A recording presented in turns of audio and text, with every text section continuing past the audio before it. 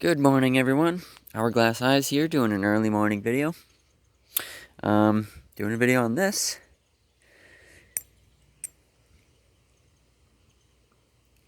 So this is a Jimpy Designs Sentinel.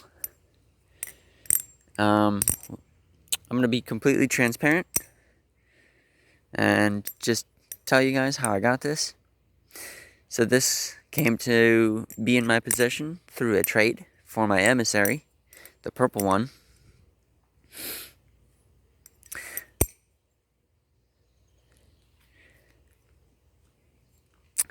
And the reason I got rid of the emissary was for two reasons. Number one, with everything going on, it was important that I prioritize having some cash.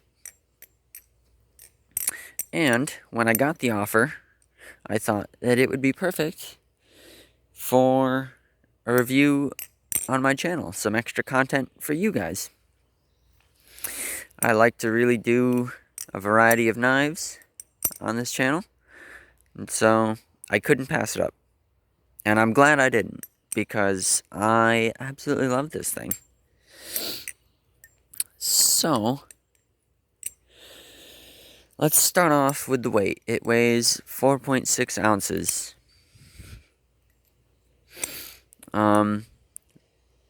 Handles, the way the handles feel is very similar to the machine-wise titanium Marin, which is not a bad thing. That's a huge compliment. And in fact, in a lot of ways, this and the Marin are very, very similar. Just in handle shape. The whole pattern is not really the same, but kind of. You know, if this middle section was just an open hole like this and this, it would be almost the same. The way it's milled on the inside, where it's wider here, so that it has more clearance for the blade, so there's less chance of rub and tap. Also similar.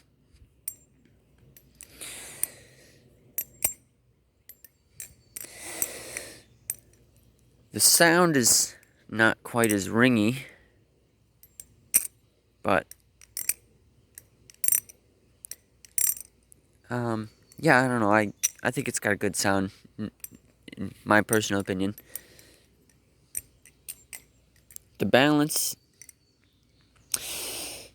is really sort of difficult to nail down for me. It sort of feels like it's a little bit blade bias, but looking at it, it doesn't look like it should be.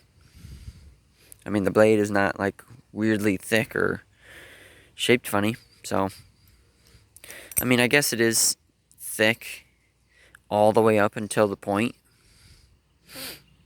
So that could be adding mass to it, whereas most knives taper. But the bias, if it is there, the bias is so minimal that you don't really feel it while you're flipping. I mean, I don't.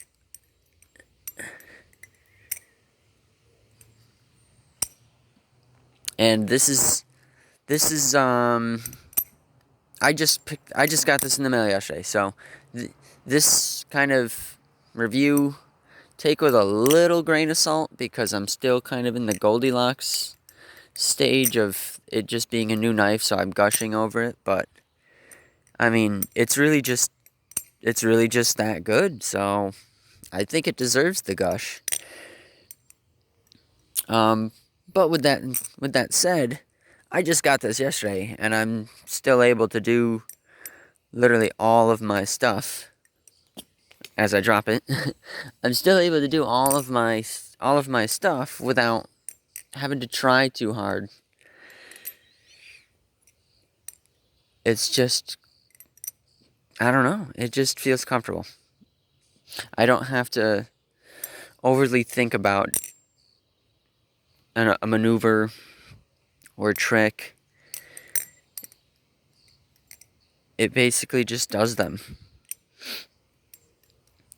I could equate that to the fact that I was flipping a Thai Marin for a long time, and since this is very similar to that, maybe that's why I'm having such an easy time with it.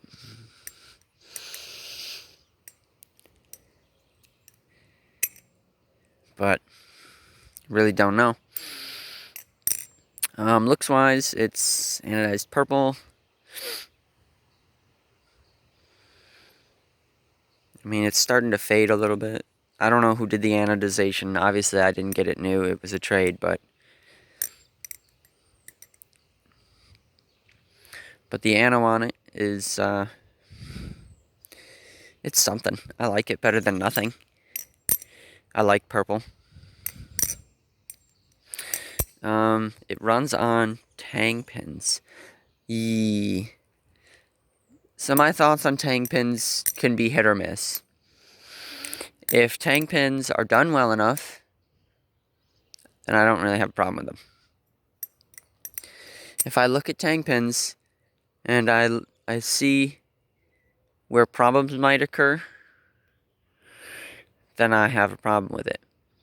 Now these ones are not the latter. I look at these ones and I doubt my phone will focus on it.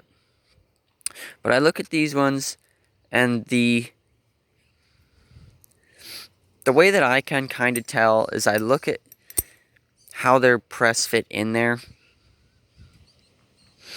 And what I try to look for is if it looks like, how am I going to describe this? If it looks like it required a large amount of force to get them in there, or if it was really quickly done. And the way I can kind of tell, there's a few things I look for. Number one is I look at the tang pins this way, and I try to see if one of the sides is a little more rounded or has a little bit more of like a chamfered corner to it, because that usually implies that the hole is smaller than the pin and they needed that to guide it in as they pressed it in. If it doesn't have that, then that means that the actual like diameter of the hole is not that different from the diameter of the pin, which means that it's prone to loosening. Another thing I kind of look for is there any marring on the pin, like from being pushed in? That is a lot harder to see, and it's not always a good indicator, because it could be polished and there won't be marring. So that's something. I've seen that on cheaper knives, and it told me that the pins were press fit in there kind of haphazardly. Like, they didn't care to clean out the hole before pressing the pins in, which can lead to premature deformation. Whoops. I'm just on a dropping it roll today. But yeah, I don't know, like, these tang pins, they don't really scare me. They remind me a lot of Alpha Beast tang pins. And just kind of the way they sound when they're being smacked around. I don't know, they just sound like they're nice and solid, like nothing's gonna happen. For example, I had a Max Ace Petrel a long time ago, and that one, the tang pins were screwed together, and when you smacked it,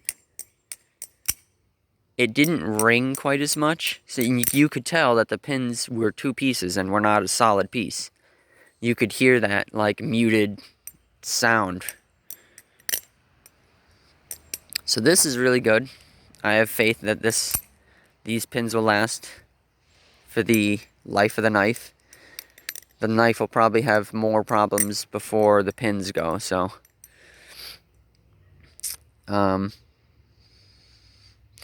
I don't know, there's like marring on the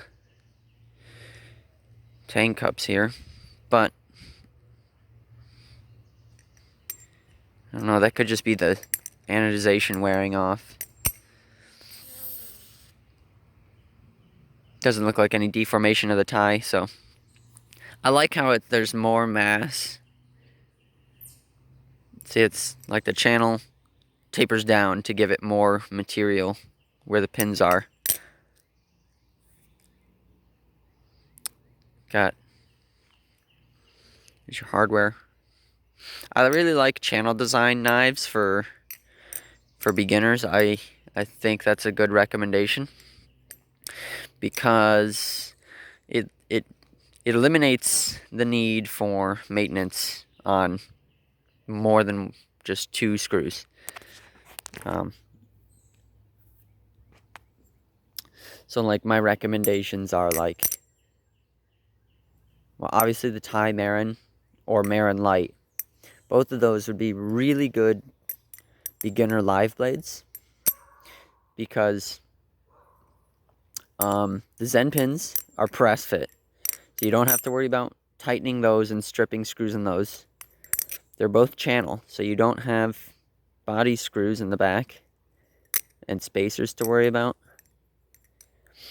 The only thing you have to worry about keeping tight and tuning are the pivot screws. And with the way that the Marin comes, the Thai Marin, I don't know because I haven't flipped one yet physically. But if it's anything similar to the Thai Marin, it's the same. Which is that the way they come from manufacturer, they're tuned quite perfectly. And so you shouldn't really need to tune them.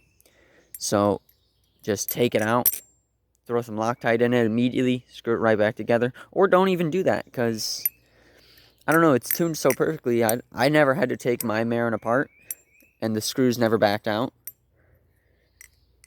So you might just even be safe leaving it. But knives like these are really beginner friendly in the maintenance category. It flips really great.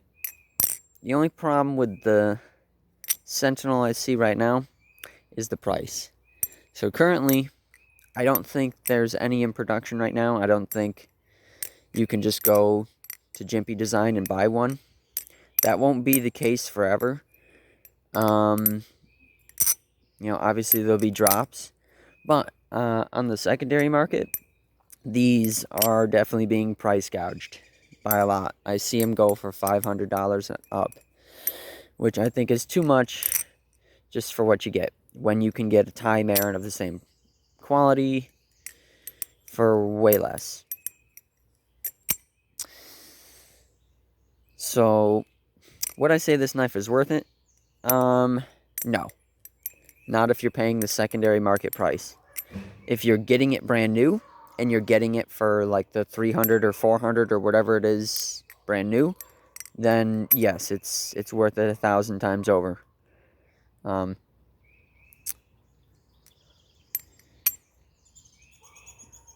Yeah, that's pretty much it. I don't have much more to say.